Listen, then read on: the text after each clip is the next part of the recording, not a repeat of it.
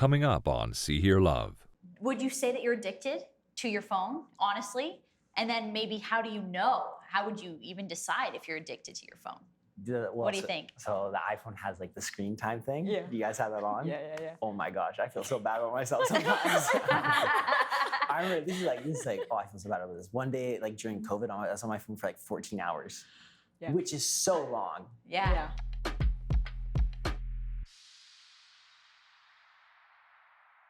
Hello, my friends. Welcome to After Hours Conversations. These are conversations within the season of See Hear Love where we're talking to the next generation, that is somewhere in that Gen Z, young millennial group of people. We want to hear from them. We want to see the world through their eyes and understand some big topics and what they're going through in their normal life. So I have a panel with me today. I'm Joanna Fleur, and we have Matt, Mikayla, and Hunter, and we're so glad to have them because this conversation couldn't happen without their voices. So I'm so pumped to have you guys. The conversation that we're focusing on today is digital life. So we're looking at how much the world has changed, at least from my perspective. So as an elder, they call me a geriatric millennial, meaning I'm an older millennial. That's unfortunately what I'm called now. I remember the time before all things digital was our whole life. And for you guys, you may or may not actually remember that. So the world has changed so much, and we want to hear from you, and we want you as our audience to really lean into the conversation and see how digital life is affecting every part of who we are and how we're doing as humans. So before we do that, it's only fitting that we have a little game. Every episode we're starting with a game, and all right, here's the first one. This digital life, we're gonna talk about some memes. So meme number one, what is the word? It is what day of the week? Wednesday. I don't even get It that is one. Wednesday, my dudes. It is Wednesday, my dudes. That's it. It's fine. It's fine. I've never seen the frog. I've never seen a frog. Okay, I hope that's this fist belongs to A, Arthur, B, Binky Barnes, 3, Caillou, or 4, Bob the Builder. It's Arthur. Arthur. I don't know why that one was even a meme. I remember people went to like Halloween as that. Yeah. Okay, what is Kermit drinking in this meme? Is it lemonade, tea, coffee, or Sunny D? Tea. Lipton tea. Yeah, it's Lipton. Yeah. That's Not right. just Can we tea. say that? Lipton tea. It's Lipton tea. There you go. All Extra right. points from Matt. I hope we Right? can say that. This one might get a little harder. This meme's background is usually blue and, is it blue and red, yellow, orange, or green? Red? With a I question mark. have no idea what Red that with a is. question. Ding, ding, ding, it's red. You got it Okay. right. It's red. Okay. This meme is normally red. Okay, who is this? Is he What's his name? Good What's his Luck name? Greg? Do you know his name? Bad don't luck know. Brian. Bad Luck Brian? Yeah, That's it. yeah. All right, you got it. It was the other answer. It was Star Wars Kids or is this my own cousin? Oh. Bad Luck Brian. Okay. This meme usually ends, it'll have words on it, and the last word is either nobody, forever, beyond, or everywhere. Oh, I don't even know. I've never seen that one before. I've seen it. No, I've seen it. Oh my gosh. Nobody, Wanna forever, say- beyond, everywhere. Everywhere. Ding, ding, ding! Oh, okay. Everywhere. Okay. Cool. I mean, Michaela, I think you're really killing this meme. Yeah. I I'm think. really I into mean, the if digital we were culture giving for out, sure. if we were giving out points, I feel like Michaela, you're the winner. Okay. We're gonna play. We're gonna do little emojis here. This is. Can you decode this? These are so hard for me. I'm just being When honest. pigs fly. When pigs pigs fly. fly. Yeah. Okay. Dang. Okay, I was a little off. That's good. All right. Okay. How about? Okay, I think this one's really hard. Uh-oh. What goes? Okay, he's pointing. White ball. This is Got a hard. square in the middle. I have no idea. Left, square up. Yeah. That Okay, one. this one, I wouldn't have gotten this one either. Back to square one. Oh, Back to square no. one. Come No. on. Okay. No. Okay. Okay, this one. Home down Let mountain. me see your house. Coming around the mountain. I was about to say that too. Coming actually. around the I mountain. was like, coming around the mountain? Living under a rock. Oh, come on. Oh. Living Isn't under there a rock rock. emoji? Do I'm pretty people sure talk rock like emoji. this? I know, yeah. That's true. Well, this is for you to help us know today. That's what this Okay, episode is okay. all It's a about. combination of old Okay. phrases and emojis. And that's yeah, throwing me that's off. very Speak ear. Wow. Is it like? Talk your ear off? Talk your ear off. Okay. There it I was is. You help us Matt speak. knew. Yeah. There you go. Close. We're getting the hang Okay. of it. Yeah. Okay, this one hopefully Monkey you see, get. monkey do. Oh, Ah, Boom. that was Monkey it. see, That was monkey good. do. Yeah. Okay, Yeah, that one was an a easy good one. Yeah. Put 'em All up. right, Yeah, you yeah, guys, yeah. you're all kind of equally bad at this game. Okay. one's good. All right. I got This that one's one. good. Easy. It's raining cats Raining and dogs. cats and Yeah. dogs. Okay, and so you're at a disadvantage if It's I turn okay. it this way first. I know, yeah. We should've Mikayla's paused. gonna hit it. All right. Okay, now Yeah. that we've heard your expertise on memes and emojis, what we want to do is we want to go to the streets of Toronto where we've asked people on the streets about their own digital life. So let's go there.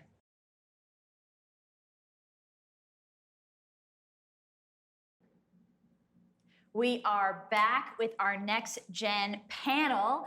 We have Matt, we have Mikayla, we have Hunter, and I want you to go around and first say what you describe yourself. Are you a millennial? Are you a Gen Z? What are you? And what was your first phone? We'll start here. I have absolutely no idea. I don't even know the age range or the years for what to classify myself as, so I'm just present. That's the way to put it. And the first phone I had was a Firefly. Firefly. Describe, like, did it have a keypad? It had 4 buttons on it and a speaker. Oh. It was meant to call like your mom, your dad, or 911. It was a kid phone. Yeah. Oh, yeah. okay. But it didn't work, so Rogers just gave me a real phone to replace it. So You had great power at a young age. precisely. Mikayla, how would you describe yourself? What was your first phone? Yeah, okay, well, so I'm a Gen Z, but I think like I'm a zillennial. That's what we call it on TikTok. Say it Anyway, again, so, a zillennial. So it's like a mixture of Gen Z and millennial. Okay. So I was born in 99, so I was like at the tail end Yeah. of the 90s, right? But I can like compare, like I'm like, oh yeah, I know those times with the millennials, and I'm like, okay, I don't know that. But Gen Z, I'm like, I know that, but I'm like, that's a little too, for me, I'm a little too old for that. I'm just gonna stop over here, right? Yeah. But Your first phone? First phone. Okay, I think it was an LG, but I remember specifically I had a BlackBerry Bold. It was a hand-me-down from my dad. Okay, and I don't know the BlackBerry Bold. Did it have keys Yeah, on it had it? keypad. Oh yeah, keypad. Yeah. Oh man. BlackBerry. Great. You could do your emails Yes, for all and your childhood DMs. Yes. emailing. I am a Gen Z to like the core. Like I'm a 2002 baby. So Yeah, like Gen Z. I'm just Gen Z. Like I'm the Gen Z. Just- No, but we're Gen Canadian. Z. Can you say Gen Z, or is that not? Right. Do we No, not say that? I mean, I grew up in the States, so I would say Gen Z. Gen Z. All right. Gen Z. Gen Z. That's so funny. And what was Um, your first phone? My first phone was an iPhone 4, Oh. which is like weird. Like Oh, that was I remember- elevated. Yeah. Yeah. I remember my sister was like upset because she had like a Sprint, which is like a thing in the States, and like I got like an iPhone 4 for my first phone when she got her first iPhone. So. Yeah. But yeah, iPhone. So yeah. So for this conversation, obviously digital life is life. Like it's just so much a part of who we are. But part of that is we are connected to people we've never been connected with before. Do you have friends online or in digital spaces that you've never met in real life? And do you think of them the same as your friends you have in real life? Mikayla. Yes, I actually do. So I think this, my friend is like from the States, and basically we just kind of connected over movies, our love for movies and film. And I consider her an actual friend. Maybe not like a best friend, but a friend that, you know, like, hey, how are you doing? And where did you, like, what platform did you meet on? Instagram. Instagram. Yeah. Yeah, For and sure. she's a real friend. Yeah, for sure. But you've She's never really cool. met? Never met. But And she do seems do cool. you want to meet? Like, is Oh, that a for plan? Sure. Yeah, on- that'll be something I got to talk to her about actually. Yeah. Like, let's meet up. yeah. Mhm. Do you have any friends? So I don't, but like for conversation purpose, like I know people who do. Yeah. And like they consider them friends. Like I Yeah. remember like the first time I ever heard of that was like my friend played like Minecraft with this guy from California. It was like Right. Yeah. and he talked about how like he'd wake up early to play Minecraft with him because of the time difference or something. Right. like, Yeah. Okay. But like yeah, like they're considered real friends, and like I would never be like, oh, I don't want any online friends. Like I'm totally open to it. I just don't have it. yeah. You're too busy with Too your busy. I'm too your busy with my real camping and your friends. lakes and Yeah, your and real. my Oh, so your lakes. real friend. But that's Right. interesting. I know. Do you feel like online friends is a different thing? I mean, maybe you don't have any. Maybe you I don't know. I think I don't know, because like you hear so many stories where it's like, oh, I met this person online and then we like went on vacation together in like the Bahamas. Yeah. And it's like, Yeah. oh, of course it's real. Like you went on vacation. You know what I mean? So I think at some point it merges into just like a real friendship because you go and see them. And then Right. it's not an online friendship anymore. You guys met. So Yeah, yeah. Do you have any friends on the internet? I used to play some competitive video games with this group of like 20 to 30-year-old gentlemen in somewhere in Texas, I think. We would play pretty consistently together and very well together. Okay. Oh, you got along. But yeah, we got Yeah. along very well, good teamwork. But I feel like in my life, I have a good boundary between friendships and acquaintances. So I have a pretty close-knit group of friends. Yeah. And what do you think about the difference between yourself, like your online life, and your in-person life, or your analog life? Do you see your digital life as your real life, or is that sort of a different piece of you? I would say from a musician and artist perspective, social media and like digital footprint is very different than personal. My personal, I probably wouldn't use social media as much, but because I have to market myself as a personality that I need people to engage with, Yeah. I have to really put a lot of thought into how I'm presenting myself, and it genuinely is like as disconnected from my own reality as possible while still representing who I am as a person. So it's a really interesting balance to sit in. Yeah, that's interesting. You're saying it's disconnected from you, but it is also, it needs to be some part of you. And depending on branding and marketing and how someone wants to market me, it has to sort of tailor to that. So thankfully, the people I work with now want to market me as like my genuine person and who I am in all of its authenticity, which is amazing. But I still definitely feel the disconnection from my life and social media. And it's definitely not at the forefront of my mind, even though artists generally, media has to be the center of their focus and how they promote themselves. So it's sort of like Matt the product and then Matt the person. Yeah, genuinely. Yeah. Like when I talk about music, it's just like, okay, does this song fit with Matt Wells? And it's just like, does it fit with me? Sure, I wrote it. It belongs to my heart, but does it fit with the artist? Right. And what do you think about that? Do you have is it a different persona online than what we see here in person? So I say like Instagram for sure. It's a piece of me. I don't give all of me on social media. You know, I don't think everyone deserves that. One, and two, I don't want people to kind of pry into what I'm doing, because I'm not gonna put, let's say, like even throughout the pandemic, you know, like having like anxious thoughts and stuff like that. I'm not gonna put that out there like, oh yeah, this is what I'm going through, guys. Like, no, I don't want that. So I have to kind of curate myself so that people can, you know, just like, oh, that's a nice picture. You know, like, and then that's it, right? So a lot of curation for that, for sure. Curated Mikayla. Yes. Yeah. Pick So, and choose. I mean, I want to ask you a little bit about that later, because that sounds this sounds like a lot of pressure. Oh, yeah. So we're gonna get to that. We're gonna get to that. But what do you think about Well, so that? it's interesting because I'm a musician as well, but Okay. like I don't like that's not a part of like my Instagram at all. Like, and it's weird because like if you talk to me and like got to know me, you'd be like, oh, Hunter like loves music, loves playing music, everything. But like I haven't done that. Like I haven't used it as like a marketing tool because I haven't seen that as something I wanted to do. Yeah. But it's interesting because there's still this aspect of it, right, where music is so important to my life, but it's like not even like associated with my like social media. So it's like, just like you said, it's like a part of me, but it's not everything. So it is very interesting, especially when you like meet people and you like see them on social media versus like meeting them in person. There's always this disconnect and things that you learn, which is kind of fun, but also like, I don't know, it's very interesting. Yeah. So a lot of this digital stuff is designed to suck us in, designed to keep us scrolling. Would you say that you're addicted to your phone, honestly? And then maybe how do you know? How would you even decide if you're addicted to your phone? What do you think? So the iPhone has like the screen time thing. Yeah. Do you guys have that on? Yeah. Oh my gosh, I feel so bad about myself sometimes.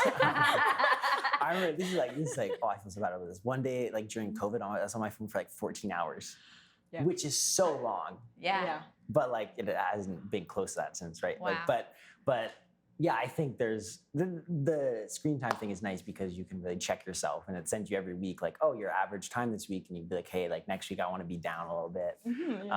But like addicted is funny because like I feel like in a sense we all are, but like it's also just like a part of our life, which like I don't feel the need to like go on Instagram like all the time, but like when I'm on Instagram, I'll be like scrolling through reels for like 20 minutes, and I'm like, oh, I should probably 2 do something hours. productive. Yeah, 5 hours. exactly. It turns into that. So I wouldn't say I'm necessarily addicted, but I think it's definitely such a normal thing in our culture to like use your phone a good amount of the time that it's like not necessarily addiction, but like just so normal. Yeah. Like to be on it a good amount of time. So Yeah.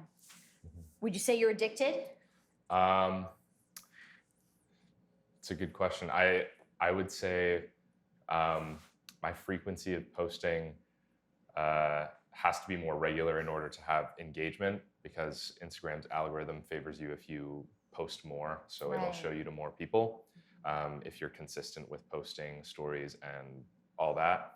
But if I'm not in a mode where I'm thinking I'm releasing something soon, I might post once every 3 months. Yeah. So.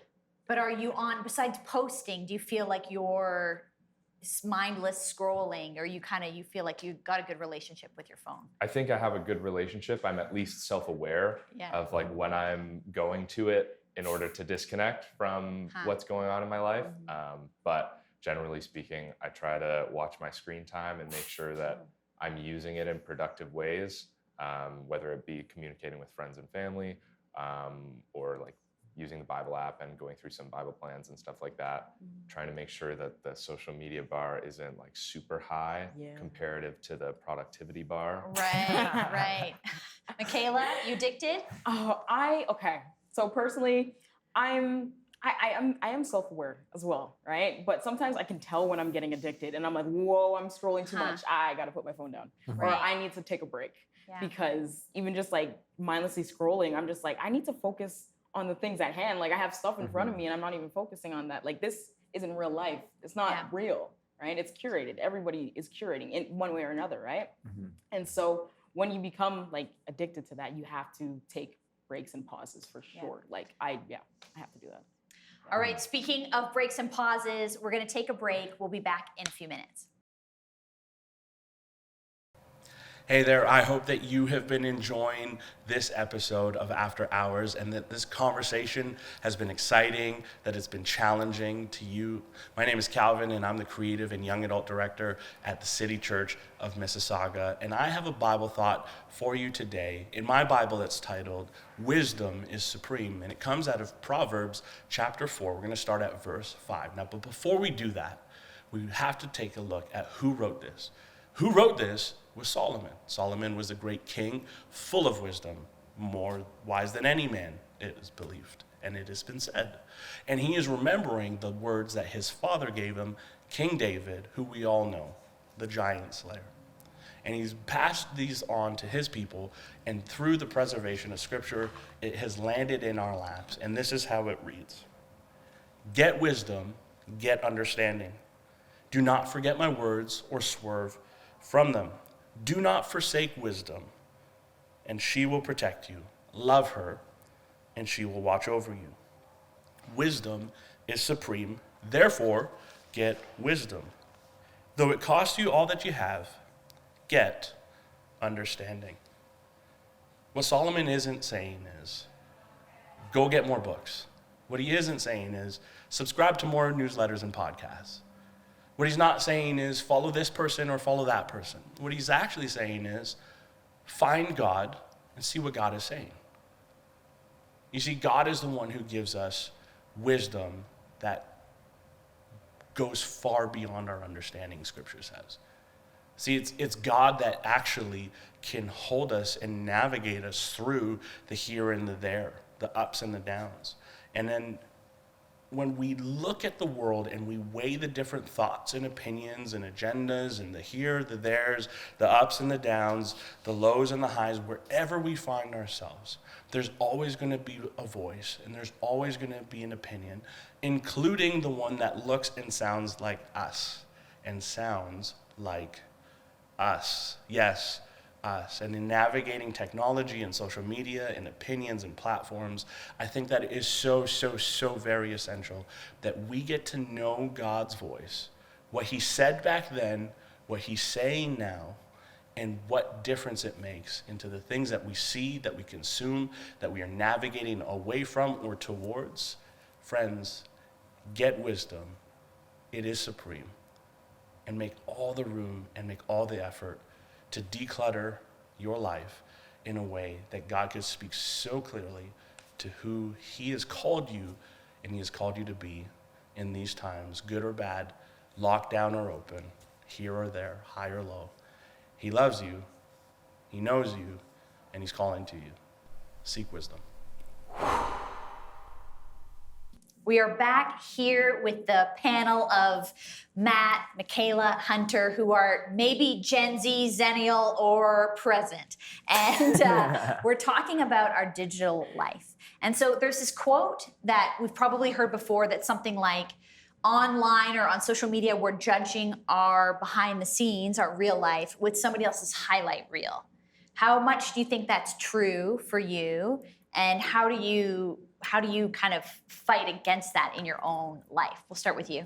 Yeah, for sure. I believe that quote to be true, for sure. Because sometimes I'm really into film and I'm trying to become like a filmmaker, right? So when I see my other film friends like doing everything, I'm like, oh my gosh, I'm just sitting here doing nothing and I'm just scrolling through. And I'm like, I have to like take myself away and kind of disconnect from that, because I will fall into that loop and I'm like, oh man, I wish I was better. I wish it can become like really a bad habit, like when you continue to do that. So for sure, that quote is absolutely true. Yeah, so maybe tied to that, do you feel better, worse, or neutral after like doing some scroll, like being on TikTok for a while or Instagram? I think I feel bad. You feel I don't bad. know. There's like a part of me, I'm like, oh man, what am I doing with my life? Yeah, it's and I'm real. like, okay, like I have to pause, because especially TikTok, that's very dangerous. That thing will just have you scrolling. You'll be like, oh, just 5 minutes. 2 hours later, right? You're like, oh, and there's there this goes my thing day. that pops up. Do you know the thing on TikTok that tells you you've been on too long? And that's so embarrassing, though. I'm like, oh, It's like oh my Netflix. Are bad. you It's still just watching? yeah. Are you still watching? It's like, Yes. Yes, I am, but now I don't watch it. I feel bad. Yeah, exactly. What do you think of that idea for yourself? This idea of your behind the scenes, other people's highlight reel that you're seeing online. Yeah. How do you protect yourself from that, or how do you feel about that? Yeah, I think similarly to Mikayla, just the idea of seeing other artists and seeing what they're doing and like, oh, they're in the studio again today, or just like, it feels like maybe I'm not doing that. But then thankfully some of the artists I follow are really good about like posting on their story, just reminding like their followers like, hey, this is what I do professionally, but like don't compare yourself to this. And it reminds me of the quote, maybe from scripture, not going to say for certain because I don't remember, but comparison is the thief of joy. Oh, C.S. Lewis. Yes, there we go. Yeah. But that always is a nice reminder if I am scrolling and I catch myself thinking like, oh, like I wish I was doing more. That always pops into my head, and I'm just like, you know, in the kingdom of God, we all serve our own purposes, and our walk with Christ is different than the person next to us. So there's no way for us to actually compare who we are currently and who we're going to be with who someone else is right now. Right. Sure. Yeah. What do you Yeah, think? and I would agree with both of you on that. Like, especially like being like creative, it's like really tough. Like going on Instagram and like seeing someone just like shredding the drums, and you're like, wow, like they're like 3 years younger than me, and like I'm like not even close to where they're at. But even like in communities too, like I don't know, maybe you could echo this too, but like even in communities of musicians, like it's sometimes like really hard to be like, oh man, they're gigging so much right now. Like I need to start like playing more, and like there's like a weird shame Hustle with it. culture, Yeah, right? exactly. Yeah. There's like a shame, like, oh man, I need to get out there more. But yeah, like I think totally there's this, I don't know, this disconnect, and like, and definitely like the scrolling thing, you become addicted. So yeah, it's tough, but it's reality, you know? Do you ever feel like you're having a good day? Like your day's good, you're having like good times, good plans, and then you look online and somebody else's are better, and now yours aren't good enough anymore? Does that ever happen to you? Like you liked your plans, you're going out for dinner, whatever, and then you see online somebody else is, I don't know, on vacation or something. Yeah. And then suddenly yours is not good enough. You know what? I'm gonna say a little bit. I'm not too like, I don't really compare like that, but like I'll say even my friend was on vacation recently, and I'm like, man, I wish I was there, when I'm like, I'm here at home, and so for sure, I've felt that. Yeah. Mm-hmm. Let's talk about, so we're talking about this highlight reel. We see the highlight reels, quote unquote, of a lot of Christian leaders, whether that's someone in your own circles or someone you admire who you've never really met, but maybe you follow them because of worship music or preaching or books or whatever, some sort of quote unquote Christian celebrity.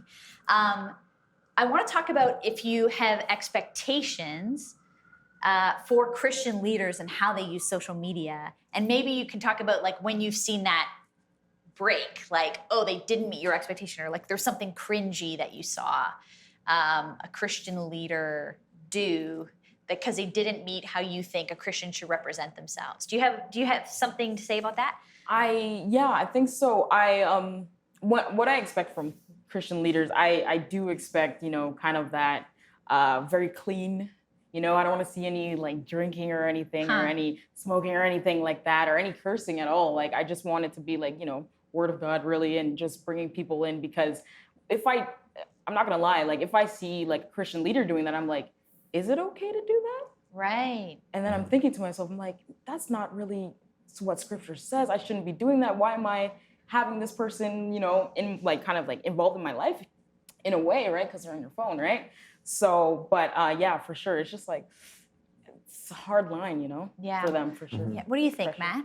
I definitely agree, even if it's a subconscious thing. Yeah. I think that generally when I am looking at Christian pages, there are some things that I'll see that I'm just like, maybe that's not something that I was expecting or that like filled me with life. And I was following this page in hopes of it filling me with life.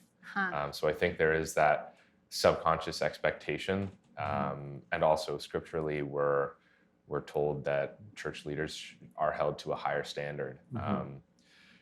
Obviously, there's a lot of theological depth to that you can go into, but I think that, Mikayla's completely right that when we see social media interactions of pastors and preachers, we do expect a certain spiritual authority and spiritual purity for the sake of terms that sometimes we're let down by. But I would say, in my experience, I've been pretty happy and content with the things I've seen by pastors around me.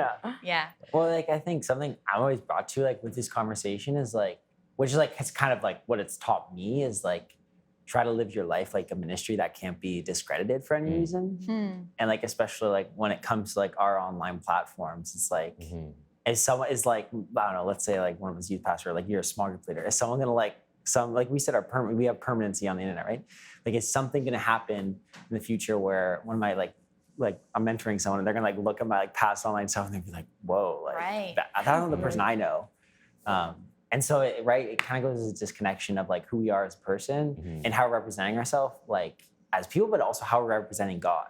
And so I think it's like something that like you really have to be mindful of, especially when you're encountering it, making sure that you like understand what's going on and like and can see it from afar. Have you ever unfollowed somebody? And why do you think it would be like a reason, or if you look back at why you unfollowed people, what was the thing behind it? Well, saying like Matt said, like I thought I was gonna get some depth out of this, and then something just put a damper on my day, and I was like, that kind of sucked. Like, I'm kind of sad that like I don't know, that person's not who I thought they were. Yeah. Right. So, they're not who you thought they were. Yeah. Mikayla? For sure, agree with that too. Like I have one in mind, especially, but it's me. No. But so there was this Christian leader, and I was like, oh man, this person's so cool, hanging out with celebrities, talking about the Word of God. I'm like, yeah, you're bringing people closer. Then all of a sudden you have one post saying like, oh, yep, I did this, did that, and now I'm leaving the church, blah, blah, blah. I was like, oh, okay, so you are not who I thought you were. Cool. Right. Okay, yeah. So unfollow for sure. Yeah. So it's hard. I think one of the big questions of this digital life that we're all grappling with, and we probably don't think about it enough, is what kind of a footprint or a legacy, an impact we're having on other people. Because even if we're not ever some quote unquote celebrity, whatever that means, our world online influences other people. So have you ever thought about this? I'd love to hear your ideas on if your grandkids, like 100 years from now, 50 years from now, whatever it is, they're looking you up online because the people who know smart things about the internet tell us that it's never going away. Stuff you post online will never go away. So if your great grandkids find this stuff, what do you want your legacy to be, your digital legacy? I think as Christians, at least hopefully our goals would be the same, that our grandkids would be able to see our lives and our online lives and be able to say that like we were followers of Christ and that we honored him by the way that we presented ourselves, similarly living our lives to be blameless, that we can honor the kingdom and honor the people around us and serve them through our character. So hopefully that's what our grandkids see, you know? Wow. You never know. Matt said it all. Like 100% agree. Yeah, having that, like, you know, if my grandkids were to see it, they're like, oh wow, okay, grandma was cool. Like she really just like loved God and just like loved doing what she did, but even just showed the love of God through what she was doing. And that, you know what, it's cool to be a Christian. It is cool. You know? Yeah, for sure. I think you guys both said it all. Like, you want them to look at you. Well, I listened to the message yesterday and I was talking about how like the battles you fight will be like what you're remembered for. So in the same sense, like I don't think that's actually going to happen. I think we're going to be remembered for social media, like just like what you said. But like hoping that that brings positivity to them, that like we're building them up generations from now, rather than like, oh, this is who my great grandfather was. Wow, they're kind of interesting. Like, exactly. But it's also interesting too to think about how much time there'll be. Like, right? Like, let's say Instagram's 10 years old, and we've been using it for 5. Like, I don't know how long Instagram's going to be around, but there's going to be like 60 more years of social media that will be on for our kids to like look at. So that's kind of scary, and like you gotta guard that. So yeah. This was an important conversation, a conversation about what's going on in our digital life and how that affects us, but also how that affects other people. So we want to go to Melinda Esbrook. She's the host of See Hear Love, and we want to get her perspective on this because she's been listening in to this whole conversation, and we want to see what stood out to her from this conversation with the next generation. So let's hear from Melinda now.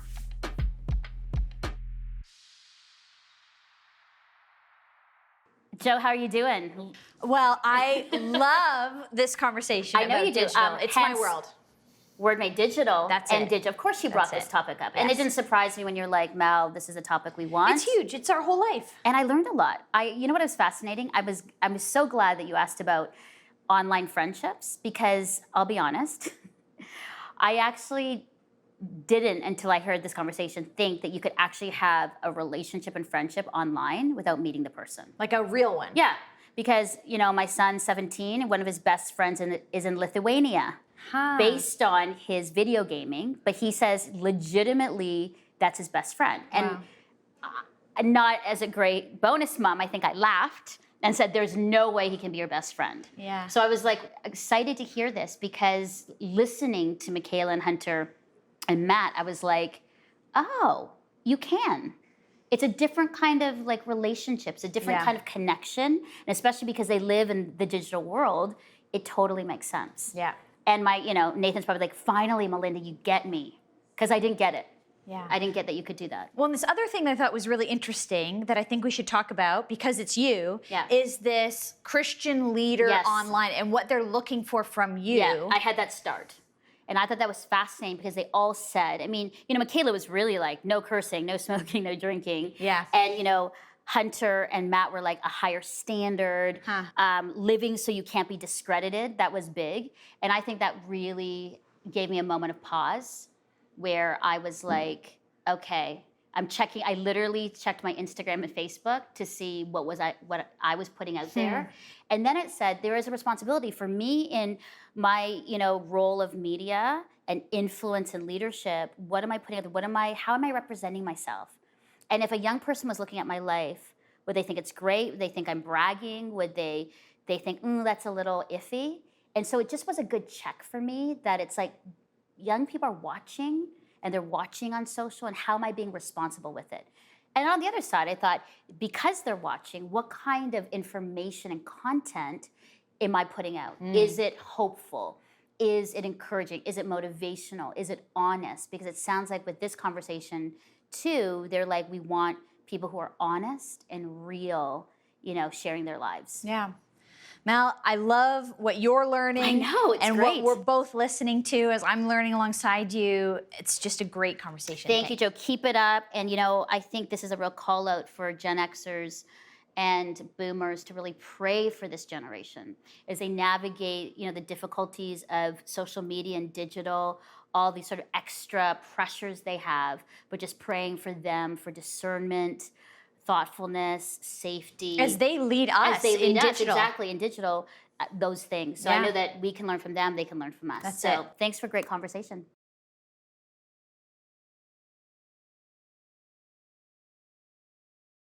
Thanks so much for watching this After Hours conversation with this amazing panel, Hunter and Matt and Mikayla, as we talk about digital life. It's this huge world, and I think you brought some real insight and wisdom to the conversation. I love how introspective you are, how you have really thought about yourselves on the internet and how that affects you and how that affects other people. So thanks so much for watching this After Hours conversation. There are more episodes for you to check out, so check them out wherever you watch things online, YouTube, Instagram, all the places, and we'll see you on the next episode.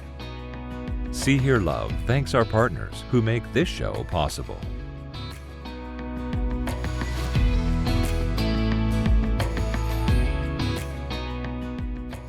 Thank you for your ongoing support of Crossroads, a supporter-funded, nonprofit organization and member of the Canadian Centre for Christian Charities. Thanks to faithful people like you, we are able to continue producing See Hear Love. You can write to Crossroads, P.O. Box 5100, Burlington, Ontario, L7R 4M2, or visit crossroads.ca to learn more about our programs.